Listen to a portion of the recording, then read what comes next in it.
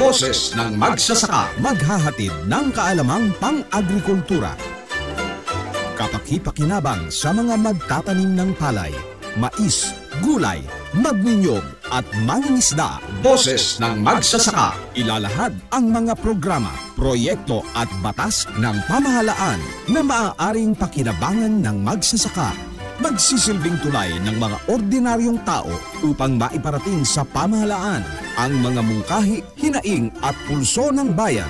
Boses ng Magsasaka, tatalakayin at hihimayin ang mga kaalamang dapat ibahagi sa magsasakang Pilipino gamit ang siyensya, teknolohiya, makinarya at iba pang hakbangin ng pamahalaan at pribadong hanay para paunlarin ang agrikultura sa bansa. Boses ng Magsasaka, ipaglalaban ng magsasaka sa mga tiwaling gawain na balakid sa pag-unlad ng pagsasaka sa bansa. Kakampi ng magsasaka, pupurihin ang mga lingkod bayan na gumagawa ng kabutihan at tulong sa mga magsasaka. Kokondenahin ang mga tiwali at nang aapi sa mga maralitang magsasaka. Sisiguruhing iaangat at iaaho ng buhay ng bawat magsasakang Pilipino para sa kagalingan ng sambayanan. Boses ng Magsasaka, handog sa inyo ng tunay na magsasakang si Silver Bonto. Kasama rin si Cathy Cruz.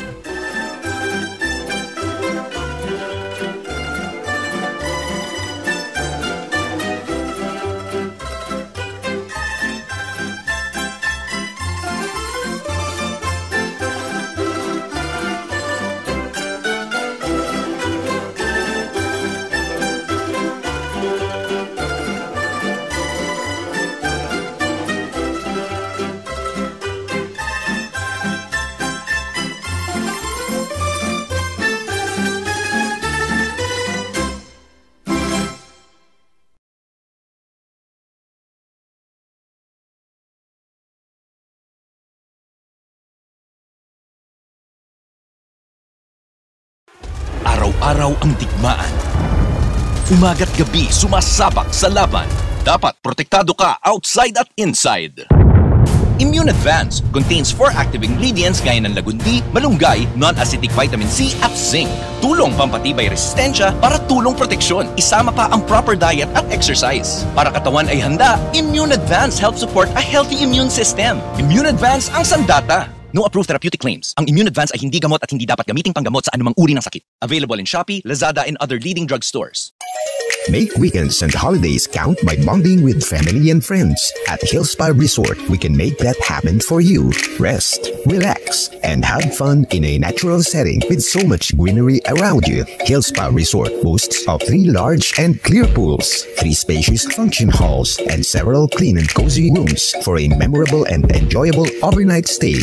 Our various facilities can cater to various budgets. Hillspa Resort is located in Barangay Lalakay, Los Baños, Laguna. Why not check us out for that overdue bonding activity with family and friends? For inquiries, please call Joey at 0932-624-2019.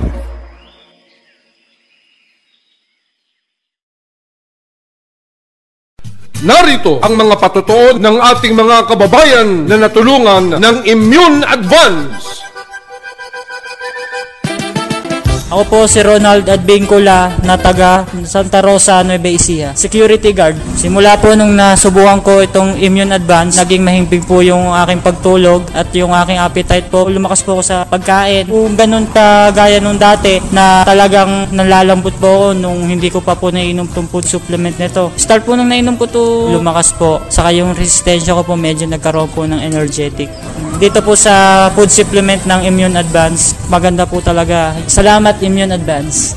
Ako si Yoli Mabasa, senior citizen, retired banker ng Ilagan, Isabela. Alam nyo, dati ang nararamdaman ko, nagpapalpitate ako. Sinubukan ko yung Immune Advance. Aba, nawala na yung palpitation ko. Gumaan pa ang pakiramdam ko. At saka simula noon, tuwing umiinom ako, naku, ang sarap na ng tulog ko. Salamat Immune Advance. Mabuti na lang na-discover kita. Thank you. Shop ni Lolita Daban, 46 years old, taga Kutog Grande de Mercedes, Isabela. Dati-dati narigatan nak nga maturog, tata nagimas mit titurog kon. Agyaman nak mit daytang impid da kanyak immune advance. Padasin nyo immune advance na laing. Sobrat na itulong na tibagit. Thank you.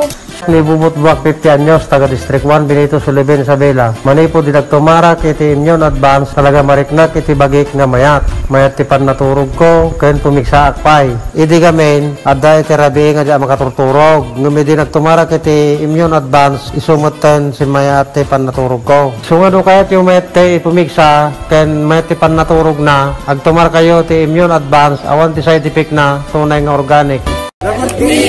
Tiwala ko.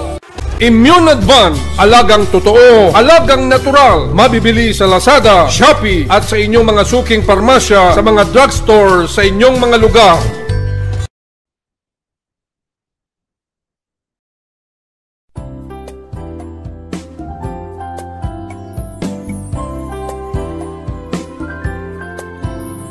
Ang tinig ng magsasaka ay maririnig na, laban sa kahirapan, panlipunang katarungan. Angat ang kabuhayan, ahon sa kinabukasan, magsasaka, magkaisa. Angat ahon, mga magsasaka. Angat ahon, bawat isa'y magsama-sama. Angat ahon, magsasaka. Ahon, mga magsasaka. Matapat na pamamahala ang ating adhikain, pag-angat at pag-ahon sa bayan nating tugon.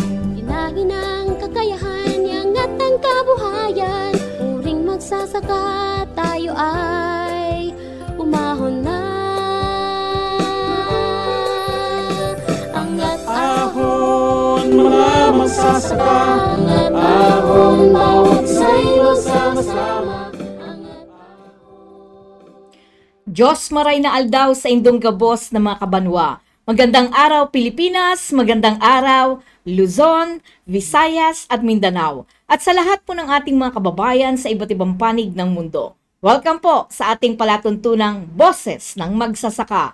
Ito po ang inyong lingkod, Cathy Cruz, na inyo pong makakasama sa loob ng isang oras. Sa lahat po ng mga masugid nating taga-subaybay, maaari po kayo magpadala ng text sa 0915-258-4091 o magpadala po kayo ng sulatroniko kung may nais po kayong ibahagi sa amin na impormasyon o mungkahi na nais po ninyong talakayin natin sa ating palatuntunan. Magpadala po sa Boses ng Magsasaka at gmail.com. At maaari din po kayo mag-iwan ng komento sa ating mga social media pages, ang atin pong himpilang Katipunan Channel at syempre ang sarili nating bahay na BDT Radio Production.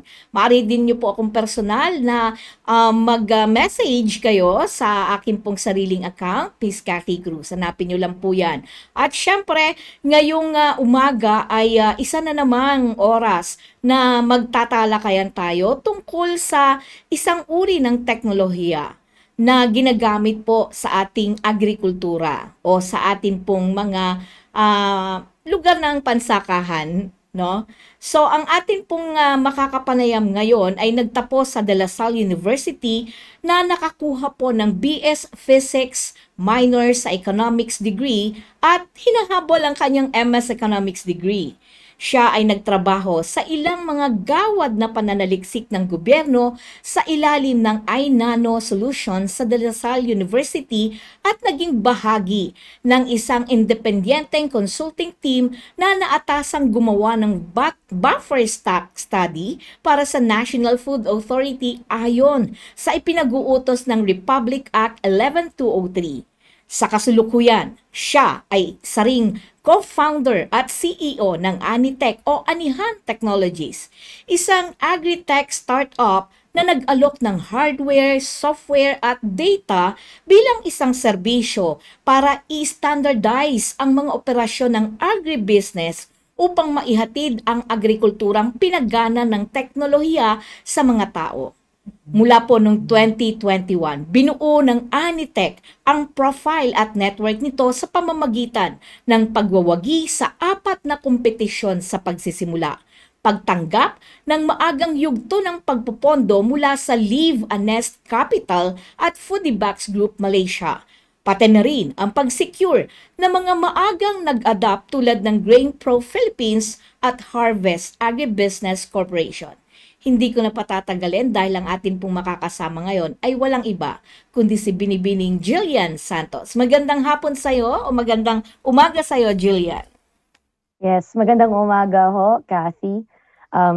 Thank you for the introduction. So ako nga ho si Gillian Santos. I'm the CEO and co-founder of Anihan Technologies, or Anitech for short. We're a hardware and software as a service company. So ginagamit po namin dito is data and sensors to standardize agribusiness operations. So currently, yung serbisyo na binibigay po namin sa agricultural sector is the following. We develop IoT sensor systems. So IoT meaning Internet of Things, sensor systems na pwede makamonitor ng data such as carbon dioxide, temperature, humidity, light intensity, and etc. to monitor greenhouses, pati na rin po warehouses.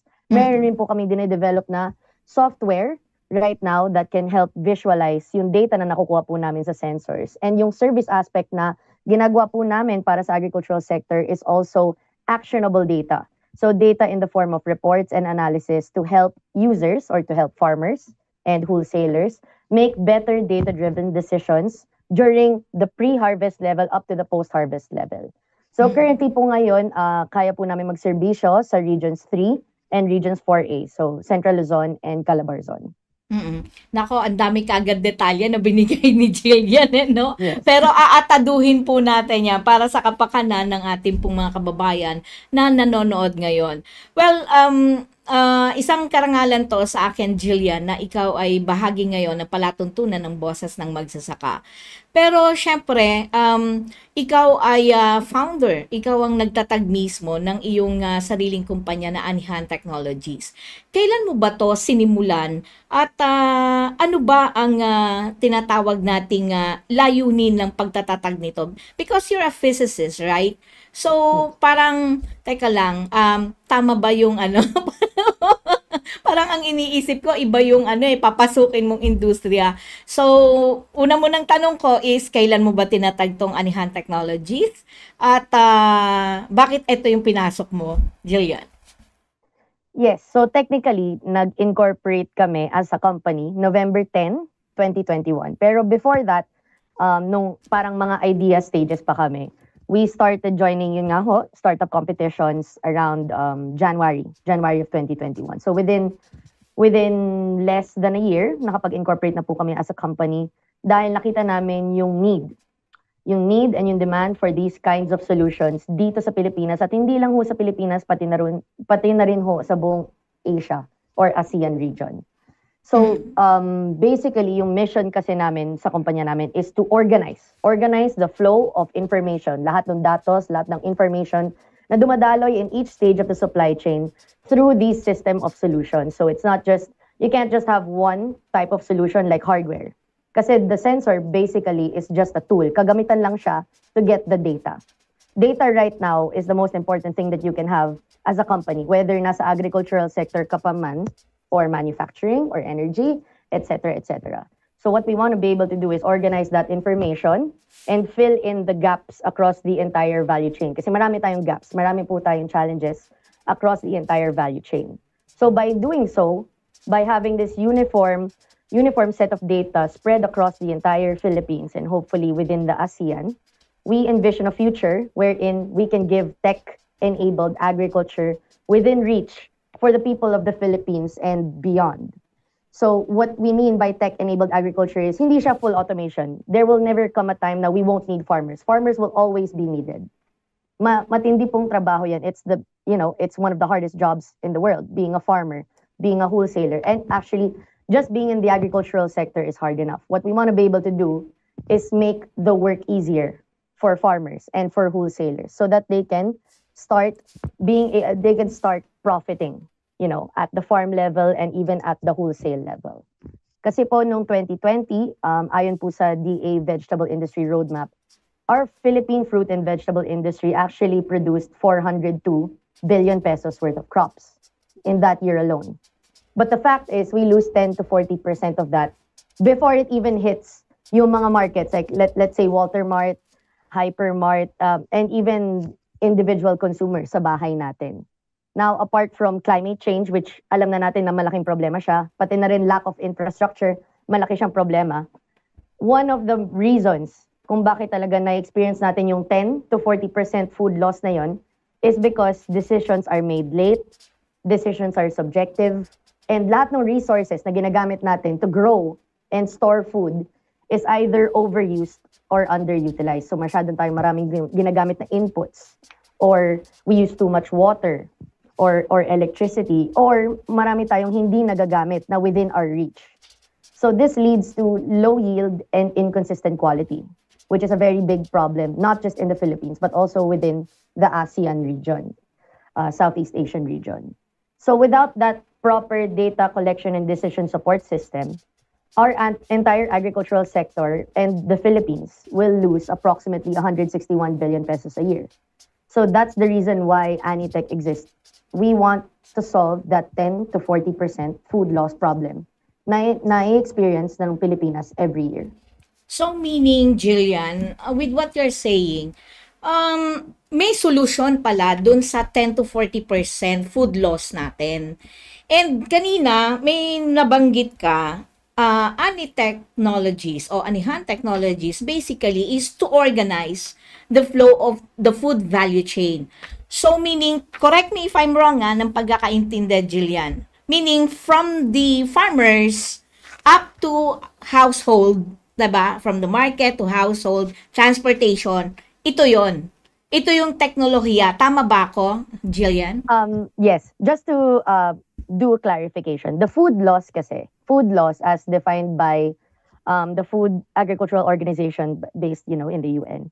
They describe food loss as crops that are being lost, as in nawawala siya, at the first mile. So meaning at the farm level, tsaka at the warehouse level, right before you distribute it sa retail side. Kasi sa retail side at tsaka sa, let's say, individual consumers sa mga bahay natin, ang tinatawag na doon ay food waste.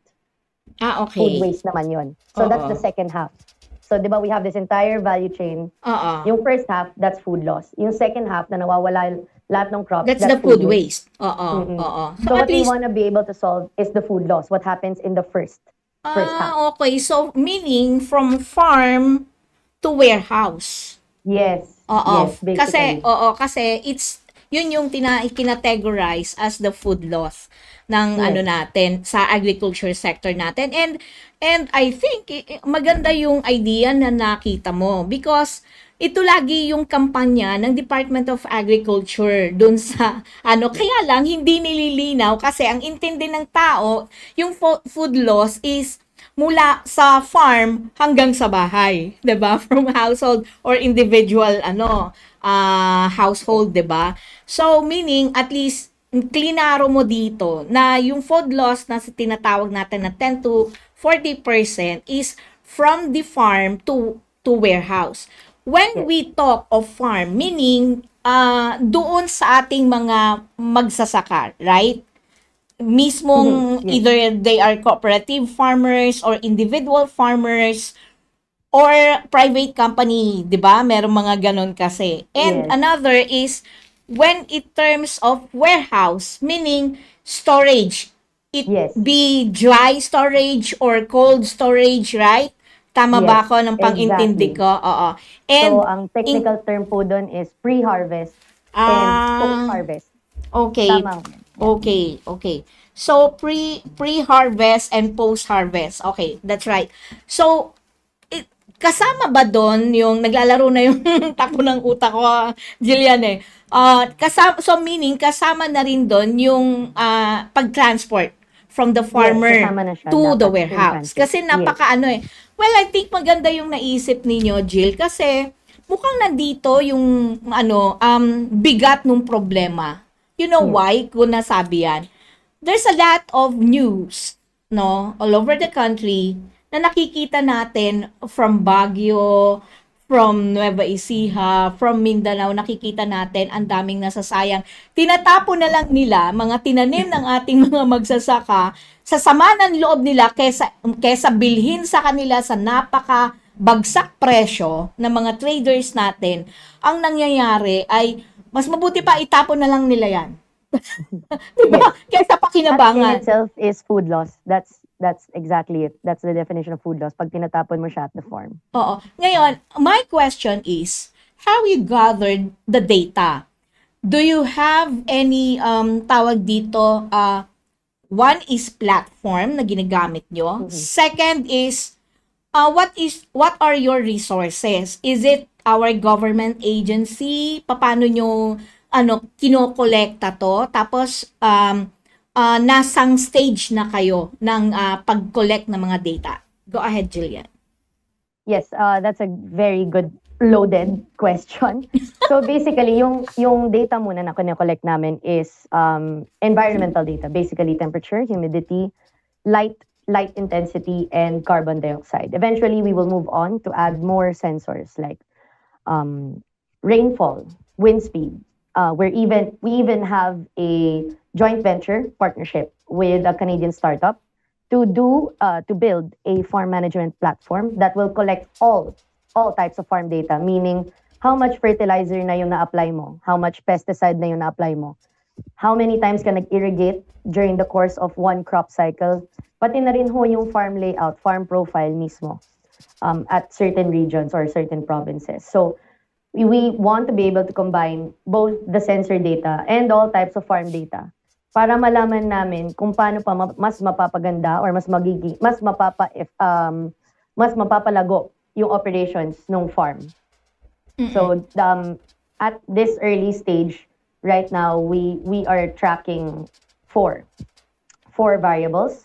We have also a partnership with Grain Pro Philippines right now, an internal pilot pa lang siya to monitor at the post-harvest level, rice storage to be exact, rice hermetic storage.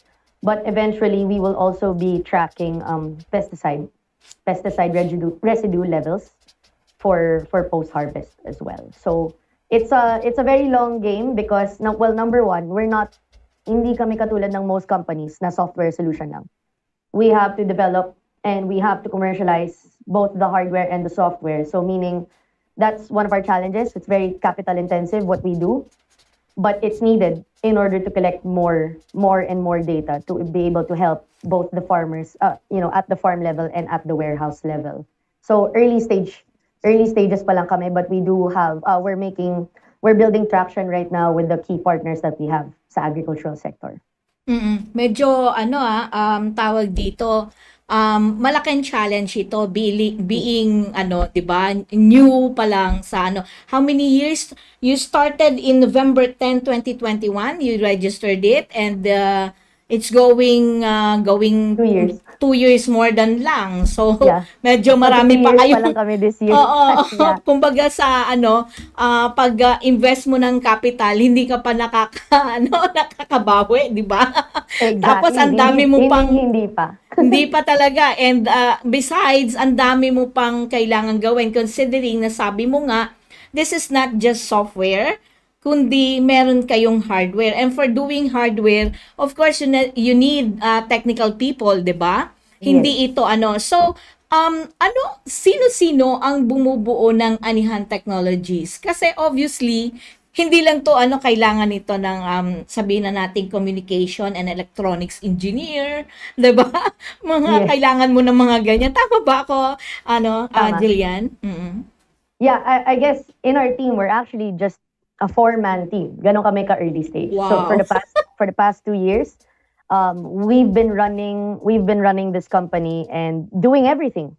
One minute I'm making a proposal for a client. The other minute, customer representative. The other minute, I'm pitching or I'm interviewing in a show just to tell the story of Anitech. The other minute, I'm doing site visits. So it varies day by day, but it's the most exciting part. Me personally, as a startup founder, to build something and to keep on interacting at the farm level and even at the warehouse level, knowing how deep the challenge is and where exactly can we fit in sa agricultural sector. So that's that's basically my obsession. Obsession siya, hindi lang siya passion. Oo, talaga. Kasi ano to sa totoo lang, maganda yung layunin ninyo. But medyo malaki yung scope of work na gagawin ninyo. Yes. 'Di ba? Malaki talaga. And considering na ito pa yung pressing issues ng ating bansa ngayon. 'Di ba? Yes. So, kaya gusto kong balikan yung tanong ko. Sabi mo nga, may ka-partner kayo ng mga Canadian startup managers. Tama ba ako? But of course, ano ko lang to, nasa isip ko lang, of course, Canada is different from Philippines. Sa klima na lang magkaiba. Yes, of course. And in terms of agricultural technology, napakalayo pa rin natin in terms sa kanila because they already have nakaset up na sa kanila yung smart farming unlike sa atin, right? So, I'm sure meron kang mga challenges pagdating sa atin. Kung may mga challenges ka, can you tell us at least 5 na lang? Yeah, 5 na lang ang hinihingi ko kasi I'm sure marami kang mga challenges na nararanasan being sabihin na nating nasa early stage pa lang ang inyong company, ang technology na ginagawa niya. Yeah. Jill? Oo nga, tama. I-limit natin. So, at the start, very start, idea stage pa lang yung startup namin. Number one, we started in the middle of the pandemic, in the middle of COVID. So, wala kaming access to any type of funds. Wala kaming access to lab space, equipment, and other resources we had back then. Number two, in the agricultural sector, trust is everything. And because Anitech is new, I haven't even been in agriculture for more than 5 years. So no brand equals no trust. So you need to be there, you need to talk to them, you need to really explain what your company is, what your company does, and how they can help. So that's a lot of the challenges back then. You needed to build the brand from scratch. And also, like I said, dahil capital intensive kami, because may ginagawa kaming hardware and we need a lot of, funding for research and development. Maraming trial and error involved and maraming prototype testing involved. So it needs a huge amount of capital in order to make this, in order to sustain the innovation side of things. And the last is really our agricultural sector in its entirety. Sobrang fragmented. So kulang pa tayo sa clustered farms, kulang pa tayo dun sa consolidation of farms within provinces and within regions. So imagine mo na lang if let's say 100 farms. So does that mean do I have to visit 100 farms in 100 days? Diba? That's not efficient. Pero if let's say there are 100 farms na nakakumpul na and we meet with just the representative or a couple of representatives per farm in one location tapos implementation na kaagad, di much better, diba? I don't have to talk to them isa-isa. So that's really the struggle. Really? As long as fragmented yung buong agricultural sector, we might not be able to tap or to help everyone. Kayo ay nakikinig sa programang Boses ng Magsasaka.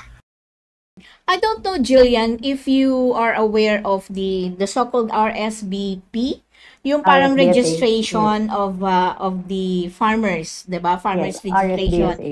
Oo, RSBSA. Oo, tama.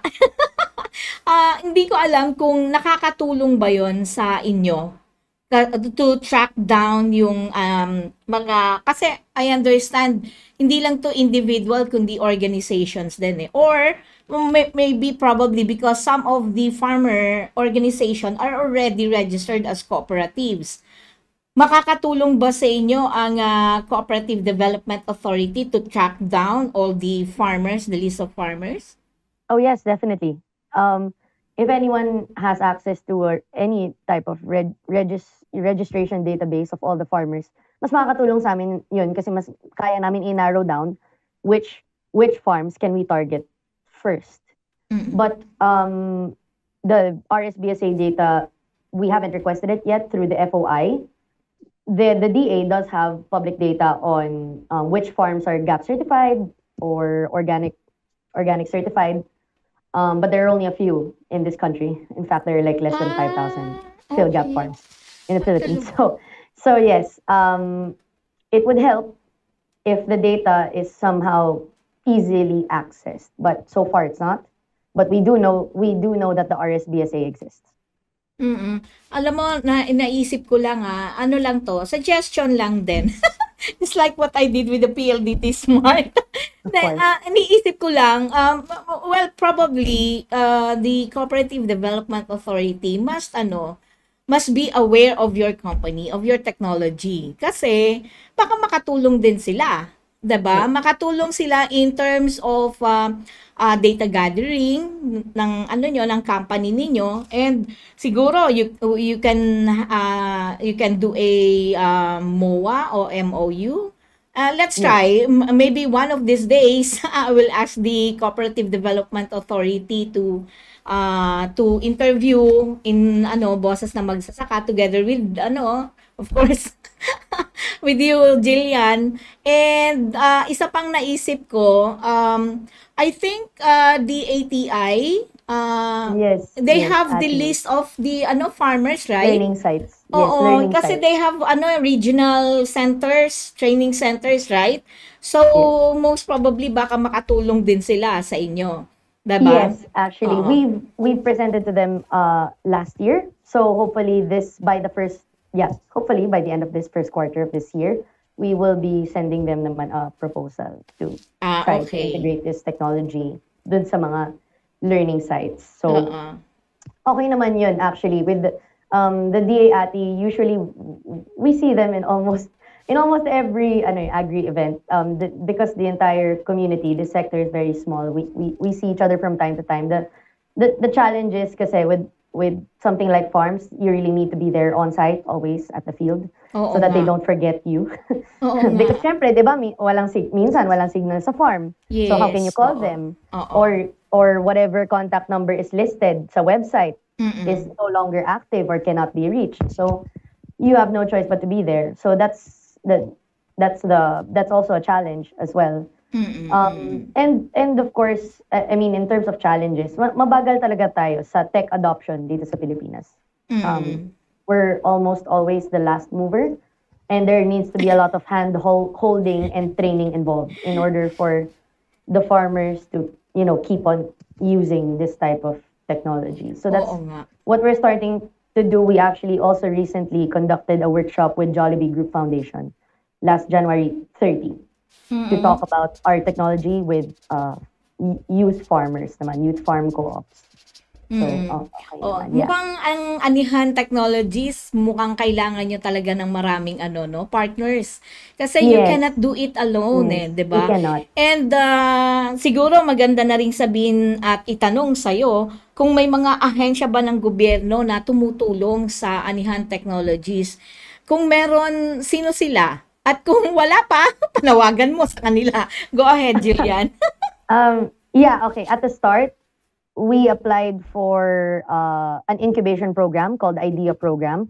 So this is organized by DTI, Department of Trade and Industry, in collaboration with PhilDev Foundation. So we applied there. It was, I think, a three-month incubation program that had a lot of modules on the basic fundamentals of how to build a startup. So things about Finance 101, building quality management system. So internally, merong mga incubation programs na sinalian kami na, yes, that has been organized by the DTI. The second government agency that really helped us, especially this year and noong November, was DOST, TAPI, a sub-agency of DOST that's really geared towards commercialization of technologies. We were recently granted Technicom. It's a Technicom grant. That's the name of the grant. And we're building a nanosensor for pesticide level detection. So it's an entirely new product line ng Anitech right now. And the grant is for 1 year. So hanggang November 2024 siya. So thank you, DOST. Just a huge shout out if someone from DOST is listening. So yes, we got a Technicom grant. As for the DA, hopefully matuloy yung sa DA-ATI. I mean, if we were to start somewhere with the DA, we would appreciate it if the partnership started with DA-ATI kasi they with DAATI, they already have funding for capacity building. Yes. The learning sites that they accredited are integrated farms. Yes. So they do have some form of structure. So they're used to collecting data kahit mano-mano. So okay sa amin yun kasi we need farmers that are we want to work with farmers right now at the early stages that are a bit disciplined to write things on paper, so that when they're disciplined enough to write things day by day, we can help integrate what they're doing from pen and paper to a web app. Okay. So, at least meron kang hopefully congratulations sa sa DOST TAPI na mention kayo At maraming nanonood ng ating mula sa Department of Science and Technology dahil mga kaibigan natin siya. At DTI and DAATI, hopefully mag-push through yan. Diba? Yes, hopefully. Oo, hopefully. And siguro, kung may mga nais na makipag-ugnayan sa inyo, tumulong sa inyo, to be partner, ano ba ang saan kanila pwedeng mahagilap, paano kanila kokontakin? Nasa yung pagkakataon ngayon, Gillian. Yes, you can always contact me through email, Gillian@Anihan, ANIHAN.tech, TECH. Or you can just go through our website and send us an inquiry, www.anihan.tech. So that's basically it. Yes, there, the QR codes, you can always just scan those. You can also contact me through LinkedIn. Yes, so either LinkedIn or email, I'm almost always active naman through those channels. Okay, so yan po, puntahan nyo po yung kanyang actually madali nyo po siyang makikita I-google nyo lang po yung pangalan niya, Gillian Santos, Anihan Technologies. Lalabas naman po even yung mga interviews sa kanya at saka iba pa na information tungkol po kay Gillian. But Gillian, of course, I understand na sa totoo lang, nakikita ko ang iyong kumpanya na malaki ang magiging kontribusyon, no? Sa pagbigay ng kalutasan sa problema ng mga gaps o yung alam mo yon, yung mga hindi nila nakikita pero nakikita ninyo. Hindi ko maintindihan bakit nakikita mo pero hindi nila nakikita.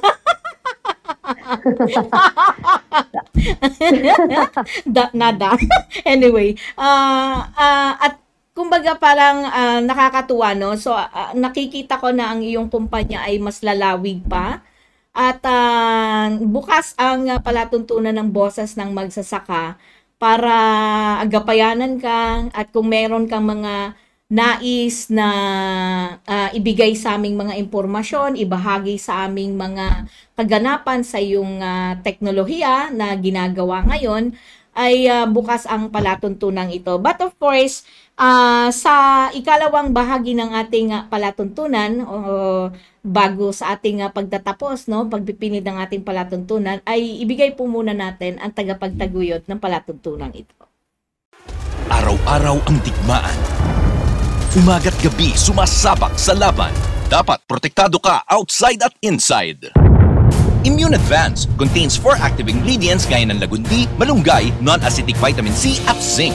Tulong pampatibay resistensya para tulong proteksyon. Isama pa ang proper diet at exercise. Para katawan ay handa, Immune Advance helps support a healthy immune system. Immune Advance ang sandata. No approved therapeutic claims. Ang Immune Advance ay hindi gamot at hindi dapat gamiting panggamot sa anumang uri ng sakit. Available in Shopee, Lazada, and other leading drugstores. Make weekends and holidays count by bonding with family and friends. At Hillspa Resort, we can make that happen for you. Rest, relax, and have fun in a natural setting with so much greenery around you. Hillspa Resort boasts of 3 large and clear pools, 3 spacious function halls, and several clean and cozy rooms for a memorable and enjoyable overnight stay. Our various facilities can cater to various budgets. Hillspa Resort is located in Barangay Lalakay, Los Baños, Laguna. Why not check us out for that overdue bonding activity with family and friends? For inquiries, please call Joey at 0932-624-2019.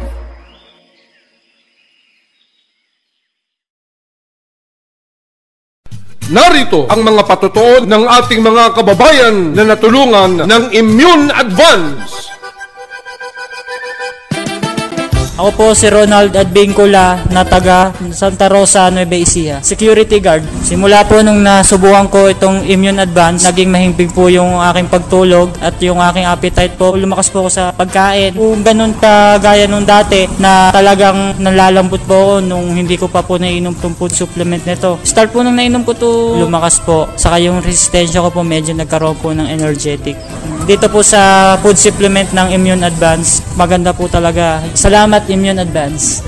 Ako si Yoli Mabasa, senior citizen, retired banker ng Ilagan, Isabela. Alam nyo, dati ang nararamdaman ko, nagpapalpitate ako. Sinubukan ko yung Immune Advance. Aba, nawala na yung palpitation ko. Gumaan pa ang pakiramdam ko. At saka simula noon, tuwing umiinom ako, naku, ang sarap na ng tulog ko. Salamat Immune Advance. Mabuti na lang na-discover kita. Thank you.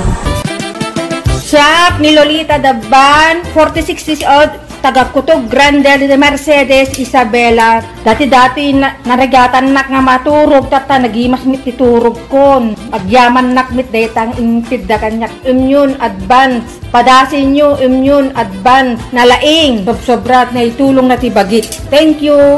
Libubot buwak 50 anyos, taga District 1, Benito Sullivan, Isabela. Manay po dinagtumarak, iti Immune Advance, talaga mariknak, iti bagik nga mayat. Mayat tipan naturog ko, kayan pumiksa akpay. Idi gamin, adda iti rabi nga dyan makaturturog. Ngumi dinagtumarak, iti Immune Advance, isumutan si mayat tipan naturog ko. Sungado kayat yung mayat ti pumiksa, kayan mayat tipan naturog na, agtumar kayo ti Immune Advance, awan ti side effect na, tunay nga organic. Tiwala ko. Immune Advance, alagang totoo, alagang natural, mabibili sa Lazada, Shopee at sa inyong mga suking parmasya, sa mga drugstore, sa inyong mga lugar.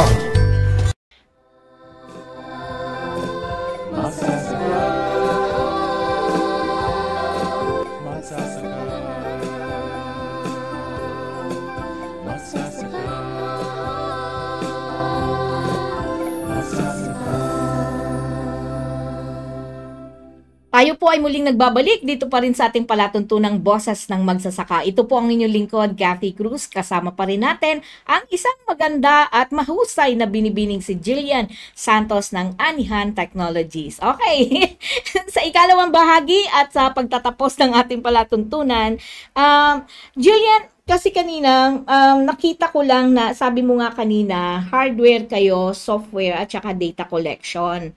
So, ang tanong ko na lang dito, yung mga software na ginagawa ninyo, kayo rin mismo talaga? Sabi mo nga, four-man team lang kayo eh. Pero ibig mong sabihin yung software, kayo rin ang gumagawa? Currently, we work with IoT platforms. Hindi kasi namin kaya, everything is uploaded in the cloud. So, we can't do everything ourselves. We don't have our own servers yet. Eventually, we will. Kasi it all depends on how much data na we get. Siyempre, kapag huge amounts of data na yan, we'll have to invest in our own internal infrastructure. But because we're an early stage startup and we don't have, a lot of funding, we'll have to work with what we have. And usually, meron namang mga cloud solutions for it. Oo. In terms of kasi 'di ba, sabi mo nga from farm to tawag dito hanggang dun sa storage tinatawag natin, 'di ba? Papaano papasok ang Anihan Technology pagdating sa ating mga magsasaka? Yeah, that's a great question. So, for example, with regards to the sensors, of course, we do monitor these types of data: temperature, humidity, light, carbon dioxide.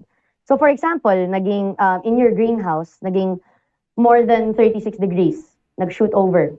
Parang nilalagnat na yung greenhouse mo. We can actually inform you that it's more than 36 degrees. Please irrigate already if you want, para mag-lessen yung heat stress ng crops. And by collecting large sets of data, we'll have enough baseline data to know which types of crops can grow really in this type of season. Kasi right now, di ba, ang pinaka-problema is really climate change, right? Everybody talks about climate change. Yung even here in the Philippines alone, yung ina-anticipate natin na dry season, hindi na dry season. In the months na ina-anticipate natin, hindi na. Nagiging parang wet season siya. And yung wet season na ina-anticipate natin, nababagsak yung typhoon, hindi na rin yun. Yes, di ba? Yes. So that means we need to be able to collect real-time data. Real-time. And that's what we can provide, real-time data. Oh, when you talk of real-time data in terms of environment data, halimbawa rainfall, paano nyo ginagawa to? Nakakonekta kayo sa sa DOST Pag-asa? Yes. Currently we don't collect weather yet. Actually, Okay. that's one of the things that we want to push this year, second half of the year, weather data. What we collect is basically hyper-localized data, as in data mismo doon sa greenhouse. And then we geotag that greenhouse. And then in the platform, nakikita nyo lahat ng data na yun. So, kasi, for example, in a weather station, just because, let's say, AccuWeather, just because this is the this is the weather data for a certain region, does not mean that's the weather consistent sa lahat ng provinces within that region. Exactly, right? yes. So, like, I'll give you an example. Kahit dito sa Maynila, di ba? For example, sasabihin, may bagyo. May bagyo, buong NCR daw. Tapos, sa QC, umuulan. Sa Maynila, hindi. Bakit? Di ba? That means hindi ganun ka-accurate. That doesn't mean that the weather station is wrong. It just means na hindi pa kasing accurate. That means you need a weather station in every province or in every city or in every district to be accurate. And that's what we want to do. We want to have thousands of sensors across the Philippines to become more accurate. Yes, oo. At malaking malaking pondong kakailanganin mo dyan. Yes, Kasi yung yes. mga sensor ba, kayo rin ang gumagawa? O ano na siya? Kumbaga, made na siya? Gawa na siya? We're locally made. So we outsource raw mats or components and we assemble and we deploy. That's also part of the service aspect. Kami mismo yung nagde-deploy. We don't ship. You don't buy us from Lazada. You just let us know where your farm is. Kung saan man yung farm nyo. Kami pupunta, kami mag-install. So meaning, nako-customize nyo talaga. Ibig sabihin, dun sa alibawa, in Bukidnon, diba? In one farm sa Bukidnon, so, nako-customize nyo talaga kung yung lugar na yon. So, specific talaga na nakikita nyo siya. So, nakikita nyo rin to sa inyong monitoring, gadgets. Tama ba ako? Ng pang-intindi? Yes. Okay. Yes, basically, that's it. That's why in our packages, the way our business model works is we have 4 packages para siyang 1 sensor, 3 sensor, 5 sensor, 10 sensor package. And that's classified per greenhouse size. So let's say one sensor is good for a greenhouse that's up to 200 square meters.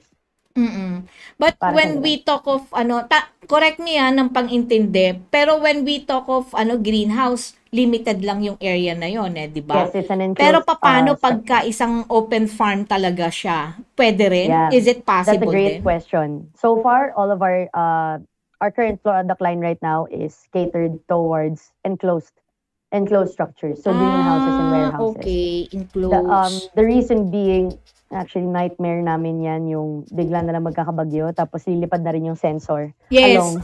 along with everything. So we prefer to target farms with greenhouses first, of course. That doesn't mean we're gonna stop there. It just means we need to collect enough data and build Anitech to a point na kaya na namin mag-cater to open farms na rin.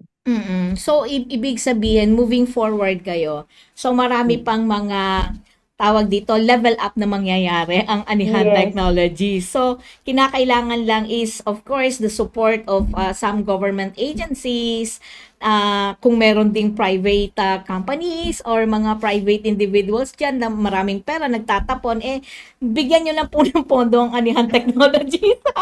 Yeah, basically, parang ganun na nga siguro yung sinasabi ko, no? Kasi, honestly, I admit, we can't solve the agricultural sector alone. This problem, we can't solve it alone. That's why we would rather partner with anyone and everyone that resonates with our mission and vision. If you want to bring tech-enabled agriculture to the people, then we're open to the conversation. Call me any day, anytime. Basta you want to envision tech-enabled agriculture dito sa Pilipinas, we're very open to it. Kasi nga, we can't do it alone. Like, for example, we may be able to build more sensors down the line or more data solutions down the line. But then at the end of the day, I'm not a farm builder. we're not farm builders. That's not our company. So I have to partner with a farm builder, right? Yes. Or a farm manager. Yes. I'm not hindi rin ako gumagawa ng warehouse. So I need to partner with someone who builds warehouses or Yes. cold storage or among the other things pa na pwedeng partneran dito sa agricultural sector. I'm not a seed company either. I can't distribute seeds. So I would rather partner with those types of companies, 'di ba, who actually has an existing user base na. So talagang kinakailangan marami kang maging katuwang. Hindi makakayanan ng Anihan Technologies yan alone, no, to solve the gaps and to solve the problem, the pressing issues ng mga food losses na tinatawag natin. But of course, alam ko, Jill, sooner or later makakatapos ka sa yung master's degree, no? Looking forward ako dyan, Jill, kasi alam ko marami ka pang mararating sa buhay. But sa mga katulad mong mga kabataan, no, mukha ka pa namang bata. Mensahe mo sa mga kapwa mo kabataan na may mga kumbaga namimili pa ng profesyon at gustong makamit, no, sa kanilang buhay. Mensahe mo para sa kanila at sa ating mga magsasaka rin at mga private companies or even government. Go ahead, Jill. Yeah, I guess I say to the youth, I mean, I'm not an agriculturist. I'm not hindi that's not my background. I'm a physicist. Dapat nga nasa bangko ako ngayon crunching numbers. That would have been my path, but somehow the universe or God led me to the agricultural sector, and I'm completely obsessed with it. And it's not easy. Actually, whoever is in the agricultural sector already knows that this path or this life that we chose to work in this sector is not going to be easy. It's going to be really hard, but down the line, it's developmental work that you're doing. You are building something that this country needs. And I guess at the end of the day, that's what really matters to me or to my team. We know na whatever we make, kahit ano pang technology yan, we want to be able to, disseminate that technology everywhere so that everyone benefits, so that we can fix this sector na nag-stagnate na siya for decades. And we want to keep up and be globally competitive. I want to be a part of that. I want to be part of the Philippines, a country that's geared towards an agricultural sector that's very globally competitive. And for the youth out there, whatever degree or course that you're taking, you can actually apply it to agriculture. Marketing, accounting, engineering, it doesn't matter. What really matters is the passion and the obsession for this sector, because you're gonna need it. Agricultural sector work is developmental work, as they say. Mensahe mo sa mga ahensya ng gobyerno na pwedeng makatulong sa'yo. Well, okay. Yeah, I guess for the government, if anyone is listening, I'd say I hope that the efforts that you're working towards farm clustering and farm consolidation is doubled or tripled, so that we can be able to tap into those clustered farms right away. I hope there's a way wherein we can allocate, budget on building more greenhouse facilities and nurseries, building more post-harvest facilities. Yeah, it's also, I mean, we have this solution, but down the line, our sensors won't work without cellular towers or IoT infrastructure dispersed in this country. So it's also an infrastructure thing. So the ICT maybe, or to any other agency that's working on infrastructure, power, energy, cellular towers. But in the irrigation, it would help if we intensify our efforts there. And I guess also just putting in my economist hat, perhaps we can also explore a way for to provide subsidies to agricultural stakeholders to use emerging technologies such as ours. Kahit upfront cost lang, honestly. Kahit upfront cost lang. Kasi subsidizing the upfront cost of these technologies will help standardize already or help innovate these farms down the line. So rather than I'm not saying, obviously, I'm not saying that you shouldn't subsidize fertilizers and seeds. Of course, that's important. It's important.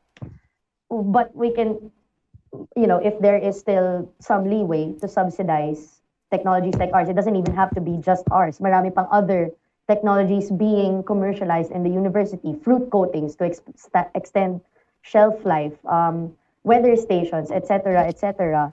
So a lot of researchers, not just me, a lot of project teams out there are working on big things, and they just need a bridge. They just need a bridge to implement to the farms or to the warehouses. Jill, sa sinabi mong yan, ang daming pumasok sa isip ko no. Malaki ba ang gap natin pagdating sa storage? May malaki ba tayong problema sa ganyan? Kasi mukhang somehow parang ito yung malaking contributor kung bakit marami tayong nasisira na mga farm products. Tama ba ako? Yes, it's that 10 to 40%. Yeah, majority of that is also at storage level. Wow. Yes. Do you have any data can we able to see? Meron ba tayong mga ganon? Parang wala akong nakikita sa sa DA binibisita ko yung Yeah, that's a great question. You know the answer to it? None. There's no real-time data. There's no updated data on it. The last that I've seen was a decade ago. Really? So. Okay, sige. Yeah. Dahil sinabi mo yan. That's why we want to do this. That's why we want to do this. So that we can actually see where the food loss happens, how much is really being lost per crop, per supply chain stage. So yes, to answer your question, wala pa. That's why we're here. Oo. Pero, at saka, Jill, sa totoo lang, ako ginagamit ko lang sentido común ko eh. Hindi ako PhD, hindi rin ako master. Pero ako, sentido común lang ang ginagamit ko. Parang malaking porsyento yung storage problem natin sa bansa. Kasi, most ng mga kwento, hindi lang kwento, kundi mga balita talaga, ay talagang yung yung hindi lang kasi may isa transportation, wala pag-transport ng food. Hindi na natin problema because we have a lot of farm to market road projects. We have a lot of vehicles naman. Kung meron mang problema doon is yung nagtatalo na lang yan sa presyo ng gasolina. Yung gastos mo doon, 'di ba? At saka yung rental ng sasakyan. But of course, again, doon talaga tayo, mukhang sa storage tayo may malaking gap. Kasi kahit yung mga rice farmers natin, ito yung matindi ang problema nila eh. At ang isa pang ang question ko sa inyo, paano kayo papasok in terms of kasi may texter lang tayo rito from the Philippine Seed Association of the Philippines, no? Ano ang technology naman na pwede nyong ibigay pagdating sa mga seed companies? Jill? Seed companies. Well, technically we don't have direct but I know that seed companies do some trials kasi in certain farms. What we do actually is collect. We want to be able to collect data through that farm management platform that we're building with a Canadian startup called Verde. So Verde is basically a comprehensive farm management platform, like I said, that can be able to collect all types of farm data, including the seeds that are being used. So for seed companies that are looking for basically farm data, we can be able to come up with a partnership in order for them to access that data with the farmer's consent, of course. Oh. So yun, yes. Kasi with input suppliers, you want to be able to reduce yung risk profile nila. Risk profile in terms of, let's say, what kind of variety is best for this type of soil type or slope or field size, di ba? Oo, yes. You won't know unless you have that type of data. And if we're collecting that data, then we'll be able to tell seed companies, oh, perhaps your seeds can work well in this certain land area. Oo, tama ka dyan. And in terms of storage, ano naman yung tawag dito, technology pagdating sa storage? Ano yung technology ng Anihan doon? Yeah, we don't build the storage. We're just partnered with a rice hermetic storage company. Actually, hindi lang siya rice. Grains hermetic storage technology company. Kayo ay nakikinig sa programang Boses ng Magsasaka. We don't build the storage. We can partner with a storage provider in order to digitize and monitor the storage solution that they have. Oh, I see. I get it. Sige. Boses ng Magsasaka. May mga gusto ko pang sabihin na hindi ko na itanong. Kasi marami na akong naurirat sa'yo. Marami na rin akong nalaman. But basically, kahit na sabi nga newbie lang kayo sa industriya, no? But yung inyong vision at mission, no, para makatulong sa agricultural sector ay isa ng malaking hakbang na ginawa nyo. Kasi mas yayaman ka sana kung iba yung kasi ako personally, nung ini-interview kita ngayon, parang sakripisyo to sa'yo Sakripisyo in terms of, syempre yung natapos mo, diba? Kumbaga, mas malaki na sana kinikita mo at hindi ka nangangarag ngayon. Yes. At ikaw pa yung nagpo-put up ng, diba, human capital, pera talaga, diba? Financial capital. So, ang dami mong isinasakripisyo, Gillian, para lang makatulong sa sektor ng agrikultura sa sabi nga natin yung 10 to 40% food loss natin ay mabigyan ng kulupasan. But of course, then again, baka meron ka pang mga naisabihin na hindi ko na itanong, nasa iyo ang huling pagkakataon, at baka may nakalimutan kang i-acknowledge at sabihan, hinga ng tulong. Yeah, I guess nasa yung pagkakataon. Go ahead. I guess on our end, hindi pa kami tapos. Definitely, our journey has just started. Hindi pa nga namin nasa-scratch yung surfaces. So, this is practically, whatever we have right now, the sensors that we have is just version 2, version 1. Wala pa nga ata version 2 version 1 technically. And we will keep improving and we will keep developing down the line. And we will keep servicing farms and warehouses as best as we can. But we can't do it alone. Hence the reason why, if there's a chance to work with different organizations and government agencies and private companies, we would gladly do so. Just so that we can disseminate the technology faster, because that's what matters anyway. And in terms of anyone that wants to work with us as well, I mean, internally, we are open. We are open to, having more people in the team. Because like I just said, we're just a team of 4. Eventually, when we have more funding, we're gonna need a team of agriculturists, engineers, people in marketing that want to dip their hands in agriculture. Yeah, and overall, I guess with Anitech, we have a lot of ideas, and we want to be able to build something towards the agricultural sector that can be used for decades. And so, hopefully, if any agency is listening, if you're willing to talk and willing to put in the time and the effort into research and innovation and doing wide-scale implementation, definitely we won't shy away from it. Nako, thank you, Gillian. Sana hindi ito ang una at huli na makakapanayam kita. At hopefully the next time you talk to me, mas okay kami. Marami pang update, di ba? Malay mo, di ba, through Boses ng Magsasaka, ay makakalap ka ng iba pang makakatuwang mo sa iyong layunin sa sektor ng agrikultura. Marami kang makakapartner dyan sa Anihan Technologies mo. At sampalataya naman ako na magtatagumpay ka sa iyong tinahak na landas, Gillian, because this is not for your personal naman na hindi ito pansariling layunin, kundi ito ay para sa sektor ng agrikultura at para sa bayan naman, 'di ba, Gillian? At any rate, God bless you more, your company, Anihan Technologies, and you, your family as well. No, sa iyong papa, lalo na pakikumusta mo ako sa kanya. At maraming salamat sa ibinigay mong pagkakataon sa amin ngayon.